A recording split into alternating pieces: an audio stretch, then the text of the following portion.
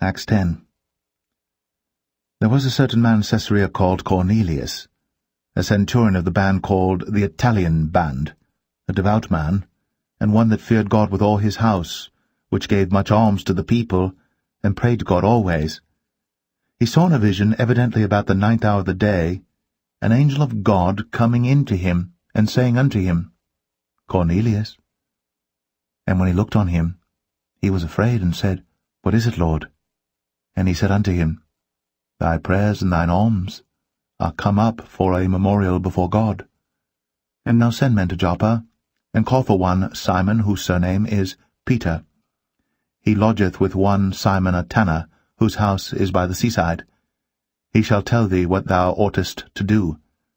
And when the angel which spake unto Cornelius was departed, he called two of his household servants, and a devout soldier of them that waited on him continually. And when he had declared all these things unto them, he sent them to Joppa.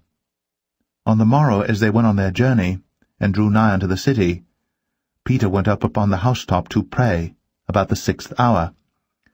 And he became very hungry, and would have eaten, but while they made ready, he fell into a trance, and saw heaven opened, and a certain vessel descending unto him, as it had been a great sheet knit at the four corners, and let down to the earth, wherein were all manner of four-footed beasts of the earth, and wild beasts, and creeping things, and fowls of the air. And there came a voice to him, Rise, Peter, kill and eat. But Peter said, Not so, Lord, for I have never eaten anything that is common or unclean. And the voice spake unto him again the second time, What God hath cleansed, that call not thou common. This was done thrice, and the vessel was received up again into heaven.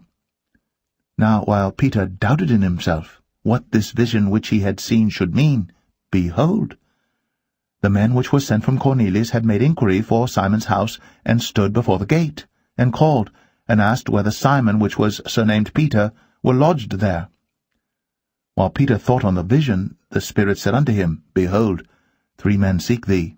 Arise therefore, and get thee down, and go with them, doubting nothing, for I have sent them. Then Peter went down to the men which were sent unto him from Cornelius, and said, Behold, I am he whom ye seek. What is the cause wherefore ye are come? And they said, Cornelius the centurion, a just man, and one that feareth God, and of good report among all the nation of the Jews, was warned from God by an holy angel to send for thee into his house, and to hear words of thee. Then called he them in, and lodged them. And on the morrow Peter went away with them, and certain brethren from Joppa accompanied him. And the morrow after they entered into Caesarea. And Cornelius waited for them, and had called together his kinsmen and near friends. And as Peter was coming in, Cornelius met him, and fell down at his feet, and worshipped him. But Peter took him up, saying, Stand up, I myself also am a man. And as he talked with him, he went in, and found many that were come together. And he said unto them, Ye know how that it is an unlawful thing for a man that is a Jew to keep company, or come unto one of another nation. But God hath shown me that I should not call any man common or unclean. Therefore came I unto you without gainsaying, as soon as I was sent for. I asked therefore, For what intent ye have sent for me? And Cornelius said, 4 days ago I was fasting until this hour, and at the 9th hour I prayed in my house, and behold, a man stood before me in bright clothing, and said, Cornelius, thy prayer is heard, and thine alms are had in remembrance in the sight of God. Send therefore to Joppa, and call hither Simon, whose surname is Peter. He is lodged in the house of one Simon a tanner by the seaside, who when he cometh shall speak unto thee. Immediately therefore I sent to thee, and thou hast well done that thou art come. Now therefore are we all here present before God, to hear all things that are commanded thee of God. Then Peter opened his mouth and said, Of a truth I perceive that God is no respecter of persons, but in every nation he that feareth him, and worketh righteousness, is accepted with him. The word which God sent unto the children of Israel, preaching peace by Jesus Christ, he is Lord of all.